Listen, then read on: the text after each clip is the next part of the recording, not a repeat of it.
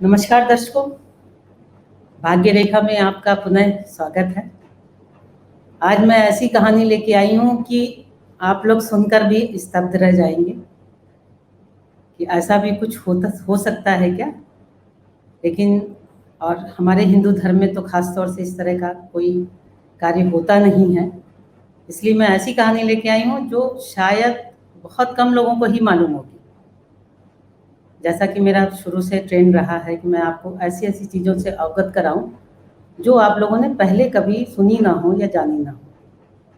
तो आज मैं ये कहानी है कि शॉर्ट में मैं आपको बता देती हूँ कि पांडवों ने अपने पिता, जब उनके पिता जो पांडु थे, महाराज पांडु, जब उनकी मृत्यु हो गई थी तो उसके बाद उनकी हार्दिक इच्छा थी कि वो अपने बच्चों को बोल के गए थे कि मेरे शरीर को काट कर आप लोग उसका मांस खा लीजिए। हालांकि ये बड़ी हैरानी का विषय है, किंतु जो है वो पौराणिक कथाओं में है। तो इसके बारे में हम आज इस कहानी पर बात करेंगे। क्या हुआ था, जैसा आप लोगों को सभी को मालूम है कि 5 पांडव थे, युधिष्ठिर, भीम, अर्जुन, नकुल, सहदेव। ये पांचों पांडव जो हैं, आपको मालूम होगा कि ये इनकी माँ जो 3 युधिष्ठिर, भीम और अर्जुन थे, इनकी माँ कुंती थी, महारानी कुंती के से उत्पन्न हुए थे। और जो 2 भाई थे, नकुल और सहदेव, वो उनकी छोटी जो रानी थी, वो माद्री नाम था उनका, तो उनसे वो 2 बेटे उत्पन्न हुए थे। तो ये 5 भाई आपस में थे और इनके पिता का नाम पांडु था। पांडु इसलिए पड़ा था, शॉर्ट में बता देती हूँ, कि उनको पीलिया रोग हो गया था। तो पीलिया होने से बहुत ज़्यादा उनके शरीर में पीलापन था, तो उनको पांडु रोग, पीलिया को भी कहते हैं आयुर्वेद में, तो इसलिए उनका नाम पांडु पड़ गया था। अब अगर ये आपको सभी को मालूम है कि ये उनके जेनेटिक फादर नहीं थे, इनसे उनके किसी भी पार्ट से, किसी भी भाग से, शरीर के किसी भी तरह के वीर्य से उत्पन्न नहीं हुए थे, इसलिए ये उनके जेनेटिक फादर नहीं थे। तो आप लोगों को ये मालूम ही होगा। अगर किसी को नहीं मालूम है तो आप लोग कमेंट बॉक्स में लिखिए, मैं इसकी कहानी की, उनकी उत्पत्ति कैसे हुई थी पांडु की और उनके 5 बच्चों की, वो उसके बारे में मैं एक अलग एपिसोड में आप लोगों को बता दूंगी। जब पांडु की मृत्यु हुई थी, उनको पीलिया रोग था, मैंने आपको बताया कि पीलिया रोग था, उसी रोग से उनकी मृत्यु हुई थी। क्योंकि पीलिया में लीवर खराब हो जाता तो शरीर पीला पड़ना शुरू हो जाता, बिल्कुल हल्दी की तरह होना शुरू हो जाता। तो उनकी ये अंतिम इच्छा थी कि उनके बच्चे जो है उनके शरीर को काट कर उनके मांस को खा लें, क्योंकि उनके पास में ज्ञान बहुत ज़्यादा था, उनको पढ़ने का बहुत ज़्यादा शौक था। तो उनके पास में बहुत तरह का ज्ञान था, विविध विषयों पर ज्ञान था। तो उनको लगा कि ये मेरे साथ ज्ञान जो है, वो जब मेरी मृत्यु हो जाएगी, मेरे को जला दिया जाएगा, तो उसके बाद ये ज्ञान तो मेरे साथ ही चला जाएगा, तो ये मेरा ज्ञान व्यर्थ न जाए। हालांकि जीन्स में जो जेनेटिक बच्चे होते हैं, उनमें कहीं ना कहीं उस जीन्स में वो चीज़ आ जाती है, इसीलिए कहते हैं कि हम लोग की इनके जीन्स में ये चीज़ है।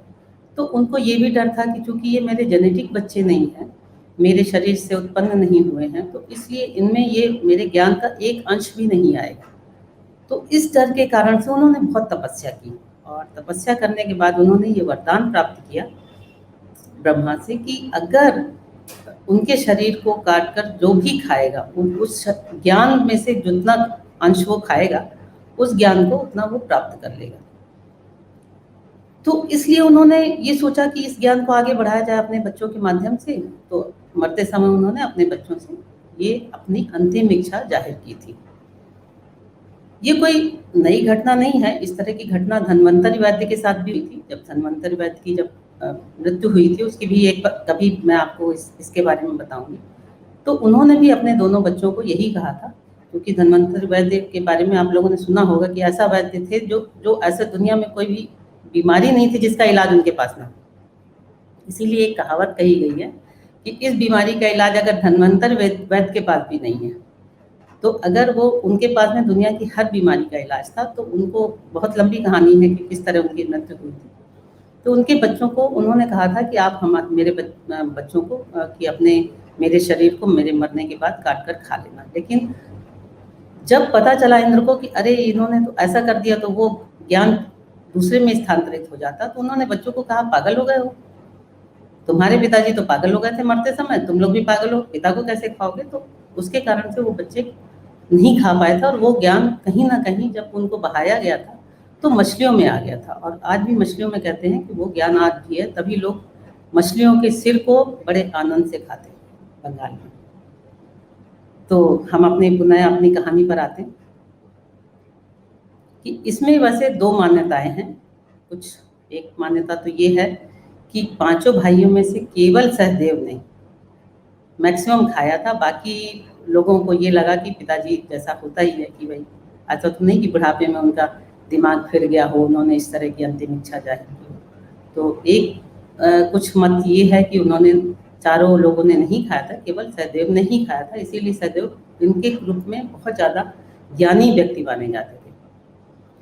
दूसरा मत ये है कि इन सब ने युधिष्ठिर, नकुल, सहदेव, भीम, अर्जुन सब लोगों ने थोड़ा-थोड़ा खाया था, लेकिन सहदेव ने इनके मस्तिष्क का 3 भाग खा लिया था।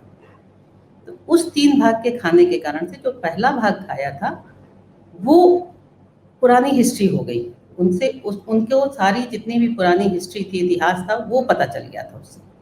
जब उन्होंने दूसरा भाग मस्तिष्क का खाया था, तो उनको सारे वर्तमान का जो भी होना है, जो वो सारा का सारा, सारे देश का, सारी दुनिया का, उनको वर्तमान की प्राप्ति हो गई थी ज्ञान की, कि क्या हो रहा है, कहाँ क्या हो रहा है, कैसा हो रहा है।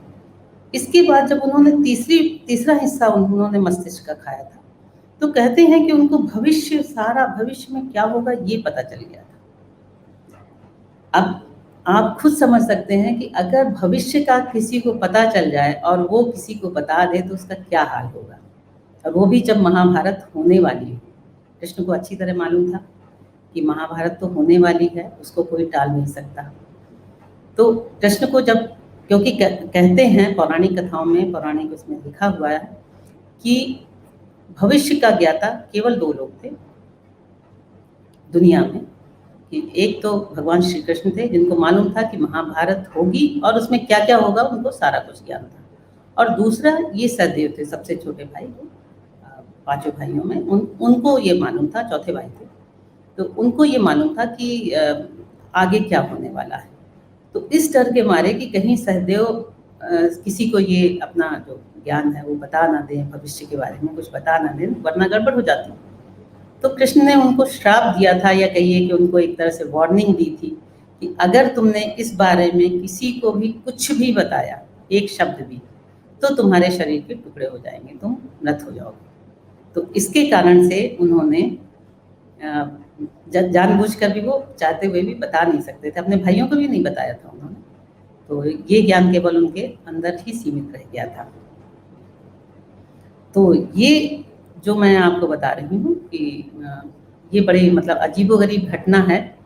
बहुत से लोगों को तो शायद विश्वास ही नहीं हुआ, क्योंकि हिंदू धर्म में इस तरह की घटनाएँ होती नहीं हैं। लेकिन इसके बारे में भी मैं बहुत पहले का लेके आऊँगी कि जब ब्राह्मणों के द्वारा इस तरह का नॉन-वेज खाने का अलाउड था और वो लोग खाया करते थे। तो ऐसी-ऐसी बातें मैं आपको लेके आऊँगी जो आप लोगों को विश्वास नहीं होगा कि ऐसा भी होता था, क्योंकि बहुत से लोगों को पुरानी घटनाओं के बारे में ज्ञात नहीं है। तो आज की घटना ये थी। अब आप इसको अगर और जानना चाहते हैं तो पुराण पढ़िए, वेद पढ़िए, पुराण पढ़िए। तो 18 पुराण हैं, उनमें से कोई भी पुराण आपको जो अच्छा लगे पढ़ना शुरू करिए, उससे आपको पता चलेगा। तो इतना आज के लिए बस इतना ही। आप लोग स्वस्थ रहिए, अपना ख्याल रखिए। नमस्कार।